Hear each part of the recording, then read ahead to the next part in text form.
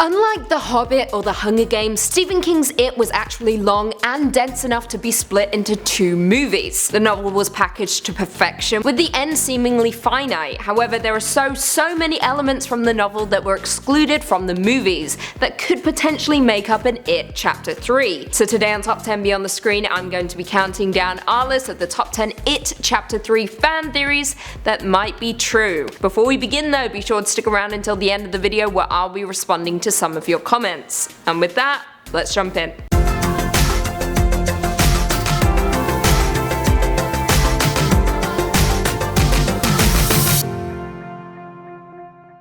Coming in at 10, It's perspective. As we learn from It Chapter 2, Pennywise has feelings, considering the Losers Club managed to defeat him by literally bullying him to death. Quite literally. Now, in no way should we sympathize with It, but considering there seems to be some human elements below the surface, it would be cool to explore them in some way. In all variations of It, we strictly follow the Losers Club, but wouldn't it be nice if we got a spin-off that's from the perspective of It? I mean, look at Joker. Dude's a bad guy and began as a side character, but his movie has raked in millions. Give us a Pennywise standalone, is what the people want, and by people, I mean me. Coming in at 9, Bob Gray. Now, in It Chapter 2, there's a scene where Beverly visits her childhood home where an old woman is now residing, although we all know that isn't a woman, it is Pennywise in disguise. However, in the scene we spot a photo on the wall of the house of a circus performer who looks identical to Pennywise with no makeup on. I should state that in the novel, It is simply a monster, always has been, always will be. However, the movie gives us a different interpretation, almost hinting that there was a human component to It. Perhaps back in the day he was masquerading as a real clown, or maybe It was inspired by a real life version of Pennywise. So many possibilities.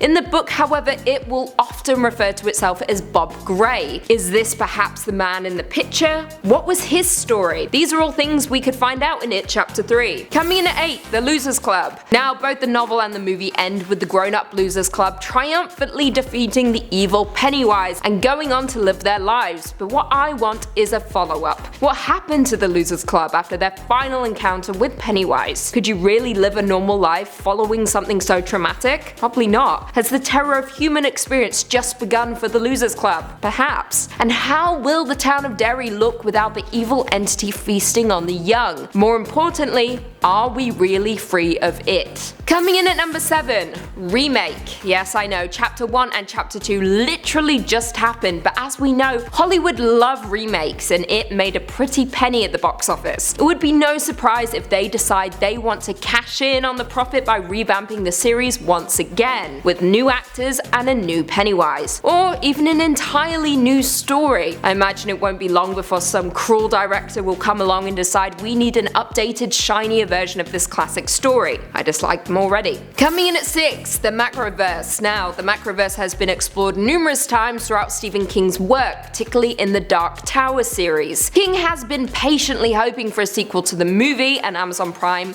are working on a series adapted from the books. Therefore, if the Dark Tower series takes off, perhaps we can explore more of the Macroverse in greater depth. And it is very possible that It will play a huge part in this, because as we know, when It isn't out eating the children of Derry, its existence has some spooky effects. Coming in at number 5, crossover. Now, as I'll state in our next point, a lot of Stephen King's novels are connected in some way or another. In most cases, the novels taking place in Derry, Maine, leading people to believe that they all exist in the same universe, meaning that perhaps It, The Shining, and in turn Dr. Sleep all exist within the same universe. Now, there is actual evidence to support this theory. Hear me out. In the novel It, we meet a character called Dick Halloran, an army cook and a member of the African American Army nightclub in Derry called the Black Spot, which was burned down by the Legion of White Decency in 1930. They're essentially the KKK. Now, Dick possesses the Shining ability, which in turn allowed him to save the lives of several other clubgoers, including Mike Hanlon's father. Now, Dick Halloran exists in The Shining, in which he worked as a cook at the Overlook Hotel, and even attempted to rescue the Torrance family after Jack Torrance becomes possessed by the hotel. Now, Dick remained close friends to the remaining family, even into Danny's teenage years, meaning that he could also exist within Dr. Sleep. Could we then perhaps have a crossover between It,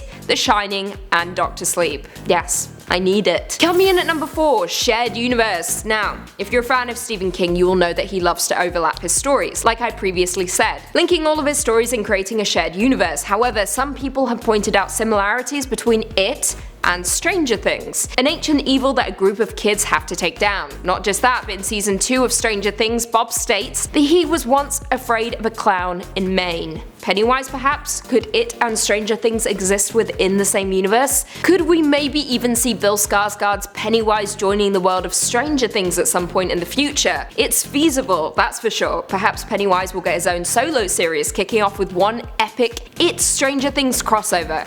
Just spitballing here. Hire me. Coming in at number 3, Pennywise's kids. Yeah, I know, but please just hear me out. I promise it isn't as ridiculous as it sounds. In the original miniseries starring Tim Curry, the Losers Club ultimately defeat Pennywise, whose true form is that of a spider. And then we watch on as his body and soul break apart. However, in It Chapter 2, the Losers Club essentially bully Pennywise to death. I'm not joking.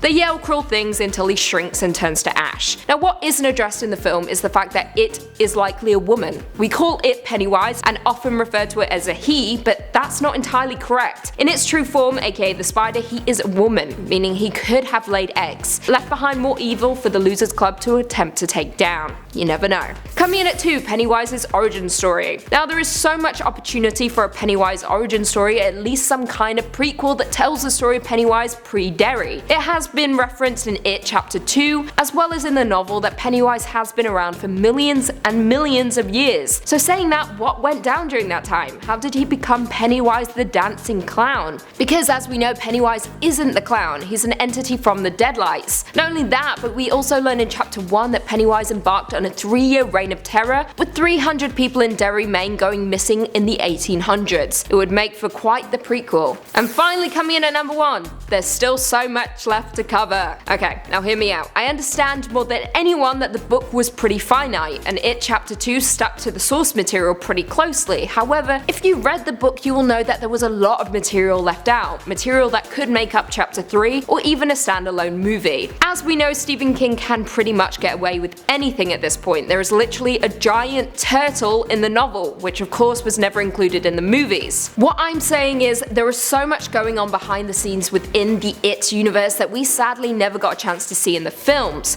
Not just that, but there are so many characters and so much cosmology of the universe that the movies never even touched on. They didn't even scrape the barrel. So perhaps if there's an It Chapter 3, these elements could comprise most of the meat of the movie. Just saying. Well, there we have it. Do you guys agree with our list? Are you crossing your fingers for an It Chapter 3? You never know. Leave us all your thoughts and feelings in the comments down below. But before I go though, I just want to respond to a few comments from one of our last videos, top 10 scary cursed movies you should never watch. Linda Gaston said, thanks for looking out. Always, Linda. Always, I got you. CandyBear4947 Gaming said, Lucy, smile girl, you're beautiful and talented. Well shucks, thank you, but I'll smile when I want to, which is never. Boboy said, when it's 66.6k subs and I see Lucy do a video, the devil calls to me. Always. Jennifer K. Luckett said, it's all for you Lucy, it's all for you. Ain't that the truth? Also, love the reference. Mad respect. And on that note, if you haven't already, be sure to give this video a big thumbs up, subscribe and turn on notifications so you never miss another Beyond the Screen vid. And until next time, see you later.